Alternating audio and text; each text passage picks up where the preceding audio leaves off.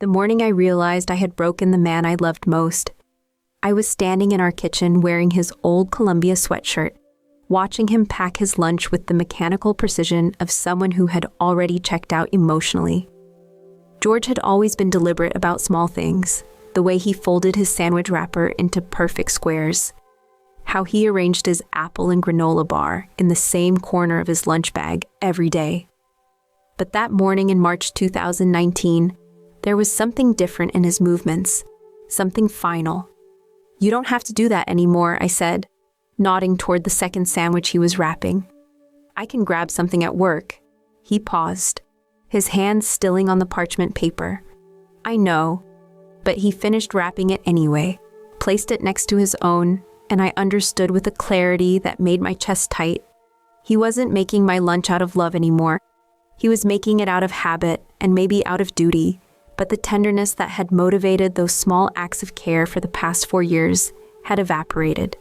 I had done that. I had killed his softness with my sharp words and sharper expectations.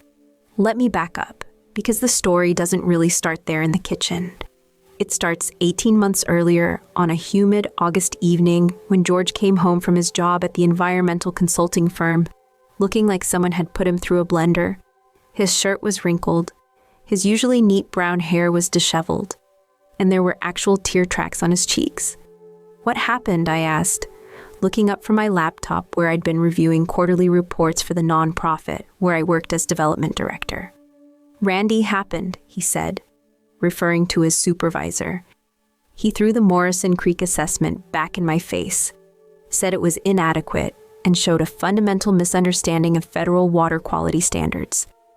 George's voice cracked slightly, in front of the entire team. I watched him slump into our kitchen chair, this man who had spent his master's degree studying wetland ecosystems and who could identify water pollution sources from a quarter mile away. George was brilliant at his job, meticulous, thorough, genuinely passionate about protecting waterways. But Randy was one of those managers who seemed to derive energy from humiliating his employees. "Baby," I said, closing my laptop, "Randy's an ass. You know that, right? Everyone knows that." "But what if he's right?" George asked, and something in his voice made me look at him more carefully. "What if I really don't understand what I'm doing?" Here's where I made my first mistake, though I didn't recognize it at the time. Instead of sitting down next to him, instead of asking him to tell me more about what Randy had said, I launched into fix-it mode. "George, you need to stand up for yourself," I said. "You can't let him walk all over you like this." "I'm not letting him walk all over me." "You kind of are, though. You should have pushed back. You should have asked him to be specific about what was wrong instead of just accepting his criticism." George was quiet for a long moment. When he spoke, his voice was softer. "I did ask. He said I should figure it out myself if I wanted to keep my job." "Then you should have gone to HR or his supervisor. There are channels for this kind of thing." "Brielle." He looked at me with an expression I couldn't quite read. "I just wanted to come home and have my girlfriend tell me it was going to be okay."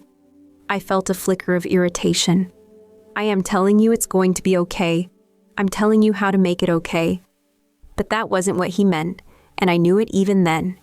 He wanted comfort, not solutions. He wanted me to acknowledge that Randy had been cruel, that the situation was unfair, that it was reasonable for George to feel shaken by it. Instead, I had immediately started cataloging all the ways he could have handled it better. "You're right," he said finally. "You're always right about these things." Something in his tone should have warned me, but I was too focused on being right to notice. The pattern repeated itself over the following months. George would come home upset about something, a conflict with a colleague, a frustrating conversation with his mother, a rejection letter from a journal where he'd submitted a research paper, and I would immediately start problem solving. I had suggestions for everything: how he should approach his coworkers, what he should say to his mother, how he should revise his paper for better journals. And George would listen, nod, and thank me for the advice. But something was changing between us, something I was too busy being helpful to notice. The thing is, I was good at solving problems. At work, I was known for my ability to turn around failing fundraising campaigns, to smooth over conflicts between board members, to find creative solutions when budgets got tight. I was decisive, direct, and effective. These were strengths that had served me well professionally, and I had somehow convinced myself that what worked in boardrooms would work in my relationship too. But George wasn't a failing fundraising campaign. He wasn't a problem to be solved. I started noticing changes in him around the new year. He stopped coming to me with work frustrations. When his mother called to guilt trip him about not visiting enough, he handled it quietly without the long debriefing sessions we used to have. He still asked about my day, still listened when I vented about my own work challenges, but he had stopped offering me the same vulnerability in return. "You're being distant," I told him one February evening. We were watching a documentary about climate change, and George had been unusually quiet throughout dinner. "I'm right here," he said, not looking away from the screen. "Physically, yes, but you're not really here." He muted the television and turned to face me. "What do you want me to say, Brielle?" "I want you to talk to me. We used to talk about everything. We still talk. We talk about my stuff. You don't tell me about your stuff anymore." George was quiet for a long moment. When he spoke, his voice was careful, measured. "I guess I've been figuring more things out on my own." "Why?" Another pause. "Because you're always so sure about what I should do. And maybe I need to be sure about some things myself." I felt a defensive spike of anger. "I'm just trying to help. I know. So why is that a problem?" He looked at me with an expression I'd never seen before. Not angry, not sad, but something more complex. Something that looked almost like pity. "It's not a problem," he said. "It's just different now." The conversation that changed everything happened on a rainy Sunday in late February. George had been quiet all weekend, and I'd been growing increasingly frustrated with what felt like his withdrawal from our relationship. We were both reading in our living room, George with a book about watershed management, me with a novel I'd been meaning to finish for months, when his phone rang. It was his sister calling from Sacramento. Their father had been in a minor car accident. Nothing serious, just a fender bender, but he'd been shaken up by it. George talked to her for about 20 minutes, asking careful questions about their father's condition, about what the doctor had said, about whether she needed him to drive up there. When he hung up, I could see the worry in his face. "Everything okay?" I asked. "Dad's fine, just rattled. But he's been having some issues with his vision lately, and now I'm wondering if that contributed to the accident." "Has he seen a doctor about the vision problems?" "Not yet. You know how he is about doctors." I closed my book. "George, he needs to see a doctor. If his vision is affecting his driving, that's not just dangerous for him, it's dangerous for everyone else on the road." "I know. So what are you going to do about it?" George looked at me with that same careful expression he'd been wearing more and more lately. "I'm going to talk to him." "When?" "When the time feels right." "The time feels right now, George, before he gets into a serious accident." "Brielle, I just found out about this 20 minutes ago." "Exactly, so why wait?" "Because he's probably already feeling bad about the accident, and I don't want to pile on by immediately confronting him about his vision." I felt that familiar surge of frustration. "You're not confronting him. You're showing that you care about his safety." "I do care about his safety." "Then act like it." The words came out harsher than I intended, but I was tired of watching George approach every difficult situation with what seemed like excessive caution. His father needed medical attention, and George was worried about hurt feelings. "You think I don't care about my father's safety?" George's voice was still quiet, but there was an edge to it now. "I think you care more about avoiding conflict than about dealing with problems." "That's not fair, isn't it? How many times have we had this conversation, George? Something needs to be addressed, and you want to wait for the perfect moment, the perfect approach, the perfect words. Meanwhile, the problem just gets worse. Not everything has to be handled your way, Brielle. My way gets results. Your way steamrolls over people." The words hung between us like a physical presence. I felt my face flush hot. I don't steamroll over people. You steamroll over me. That's not true. When's the last time you asked me what I thought about something before telling me what I should do? I opened my mouth to respond, but no words came. Because when I tried to think of a recent example, I couldn't find one. You're too soft, I said finally. That's the problem. You're too soft, and it makes you ineffective. George stared at me for a long moment. Something shifted in his face. Not anger, but something colder. Something that looked like recognition. Okay, he said quietly. Okay, what? Okay, I hear you. He picked up his book and resumed reading, but I could tell he wasn't actually processing the words on the page. I wanted to say something else, to explain what I meant, but the conversation felt finished in a way that left no room for clarification. Looking back, I think that was the moment George decided to protect himself from me. The change wasn't immediate or dramatic. George didn't slam doors or start arguments. Instead, he began to withdraw in small, almost imperceptible ways. He stopped asking for my opinion on decisions he was making. He stopped sharing the small frustrations and victories of his daily life. When I offered advice, he would nod and thank me, but I could sense that he wasn't really listening anymore. More troubling, he started making decisions without involving me at all. He scheduled a visit to his father without mentioning it until the day before he left. He signed up for a weekend workshop on environmental advocacy without asking if I had plans for us. He bought a new car, not a dramatic purchase, just a replacement for his aging Honda, and told me about it after he'd already signed the papers. Why didn't you tell me you were car shopping? I asked when he pulled into our driveway with a silver Subaru. I didn't want to bother you with it, he said. I know you're busy with the capital campaign at work. I'm never too busy to talk to you about major purchases. It's not that major, it's just a car. But it wasn't just a car. It was a symbol of how he had stopped considering me a partner in his decision-making process. And the most frustrating part was that I couldn't complain about it without sounding hypocritical. After all, I had been the one telling him to be more decisive, more independent, more effective. I had gotten exactly what I asked for, and I hated it. The final conversation happened on a Wednesday evening in March. I had come home from work to find George in the kitchen, making dinner with the same methodical precision he brought to everything else. He had prepared salmon with roasted vegetables, one of my favorite meals, and had opened a bottle of wine.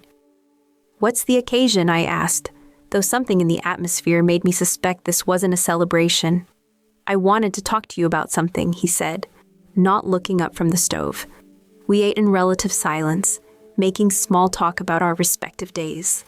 But I could feel the weight of whatever George wanted to discuss, settling over the table like fog.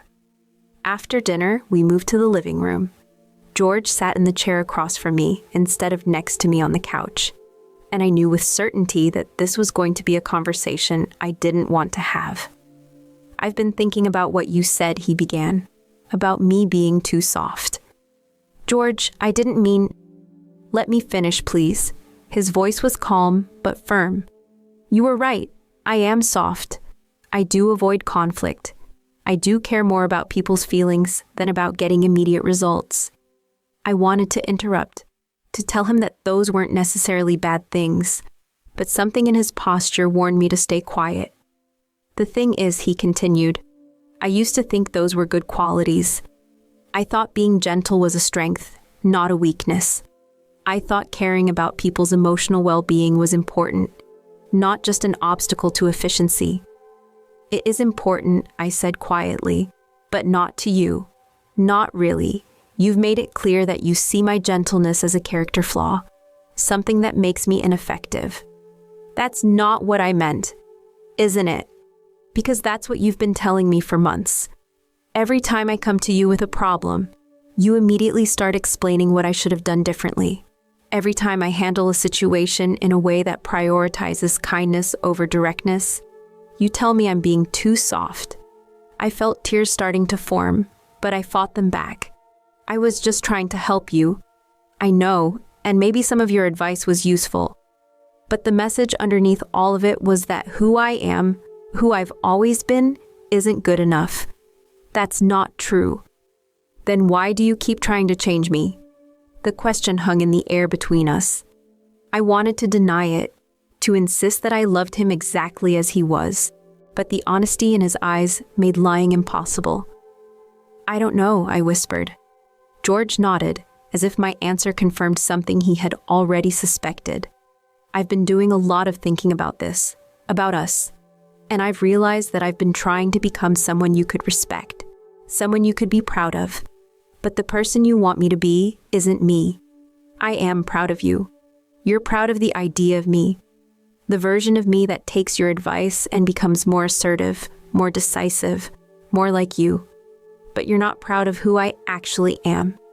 I wanted to argue, but I couldn't find the words. Because there was truth in what he was saying, truth that I had been avoiding for months. I love you, I said instead. I know you do. I love you too, but I don't think you like me very much anymore. The words hit me like a physical blow. That's not true. When's the last time you looked at me with real affection, Brielle? Not love, not obligation, not habit, but genuine fondness for who I am. I tried to think of a recent example, but my mind felt blank. When had I stopped seeing George as someone I enjoyed being around and started seeing him as someone I needed to improve? I've been hardening my heart, George said quietly. You told me I was too soft, so I've been practicing being harder, more distant, more protected. And you know what I've learned? I shook my head. I've learned that I don't like who I become when I'm hard. I don't like the way it feels to make decisions without considering your input. I don't like keeping my feelings to myself. I don't like being the kind of person who sees vulnerability as weakness. Then don't be that person. But that's the person you want me to be. No, it's not. Then what do you want, Brielle? Because I'm confused. You say you love me, but you consistently communicate that everything about how I approach the world is wrong. You say you want me to be myself, but you spend most of our conversations telling me how I should be different. I felt something breaking inside my chest. I want you to be happy. I was happy. I was happy being soft. I was happy being gentle. I was happy being the kind of person who prioritizes relationships over results. But you weren't happy with me being that person. I was happy, I said, but even as the words left my mouth, I knew they weren't entirely true. Were you? Or were you frustrated with me most of the time?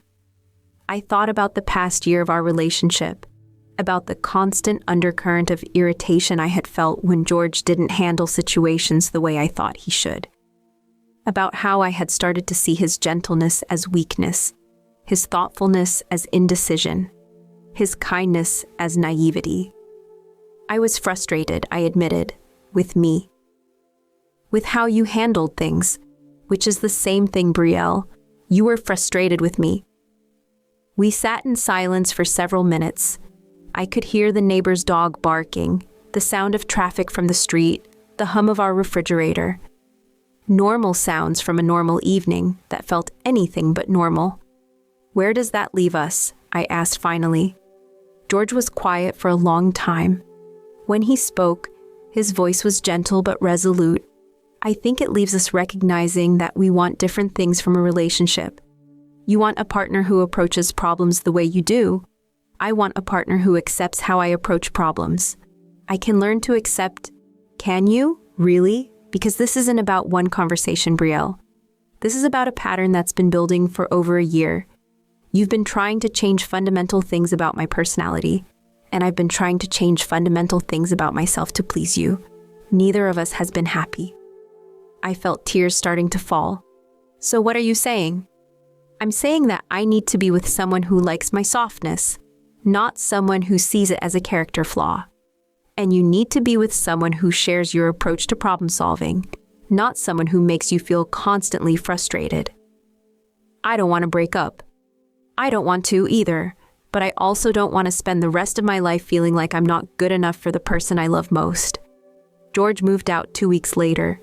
He was characteristically gentle about it, packing his things when I was at work to spare us both the awkwardness of watching him dismantle our shared life. He left me a note thanking me for 4 years of memories and wishing me well. He even left behind the coffee maker, knowing I was more dependent on caffeine than he was. The irony wasn't lost on me. Even in leaving, he was being thoughtful and considerate. Exactly the qualities I had spent months trying to change. I spent the first month after he left feeling angry. Angry at him for giving up on us. Angry at myself for driving him away. Angry at the universe for making love so complicated. I went through the stages of grief with the methodical thoroughness I brought to everything else. Denial, anger, bargaining, depression, acceptance. But acceptance took longer than I expected. It was about 8 weeks after George left that I finally understood what I had lost. I was having dinner with my friend Janet, complaining about a difficult situation at work where one of my colleagues had been consistently undermining a project I was leading. "You should confront him directly," Janet said. "Tell him his behavior is unacceptable and that it needs to stop. I've tried that. He just gets defensive and shuts down. Then go to your supervisor, document everything, and make a formal complaint." I felt a familiar surge of frustration. "Janet, I'm not looking for solutions right now. I'm tired and I'm stressed, and I wanted to vent to my friend." She looked at me with surprise. "Oh, I'm sorry. I thought you wanted advice. I just wanted you to listen." And suddenly, I understood. I understood the look in George's eyes when he had asked me to tell him everything was going to be okay. I understood why he had stopped coming to me with his problems. I understood the difference between supporting someone and trying to fix them. George had never needed me to solve his problems. He had needed me to witness his struggles, to validate his feelings, to offer comfort and encouragement. Instead, I had treated every conversation like a consulting session. Every vulnerability like a project that needed my management. I had been so focused on being helpful that I had forgotten how to be loving. I saw George about 6 months after our breakup at a farmer's market downtown. He was with a woman I didn't recognize, petite, with curly red hair and laugh lines around her eyes. I watched from across the produce section as she listened to George explain something about sustainable farming practices, her face animated with genuine interest. When he finished talking, she didn't offer suggestions or corrections. She just smiled and said something that made him laugh. A real laugh, the kind I hadn't heard from him in months before our breakup. They looked happy together. Not just content, but genuinely happy. And George looked like himself again. Relaxed, gentle, soft in all the ways I had tried to change. I could have approached them, could have said hello and introduced myself. But I didn't. Instead, I watched for a few more minutes, taking in this version of George that I had apparently forgotten how to appreciate. And then I left. Walking back to my car, I felt something I hadn't expected. Gratitude.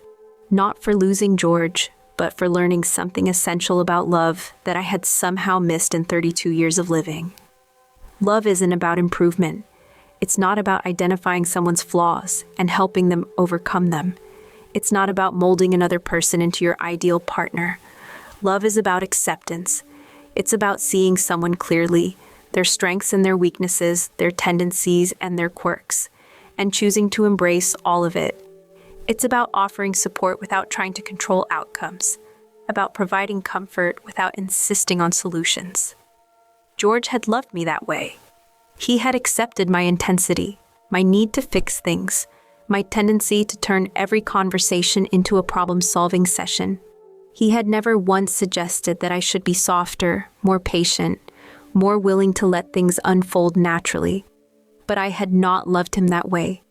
I had loved the idea of him, the potential I saw in him, the person I thought he could become if he just followed my guidance.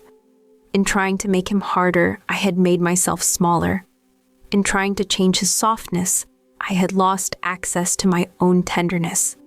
I learned something about myself in the months that followed. I learned that my need to fix and improve and optimize had served me well professionally, but it had made me a difficult person to love. I learned that there's a difference between being strong and being hard, between being decisive and being controlling. Most importantly, I learned that love requires a kind of restraint I had never practiced. The restraint to witness someone struggle without immediately jumping in to solve it. the restraint to offer comfort without conditions, support without strings attached. Some lessons can only be learned through loss. Some truths can only be understood in hindsight. Some gifts can only be appreciated after they're gone. George's softness was a gift. To me, to everyone who knew him, to the world. I was just too hard to receive it.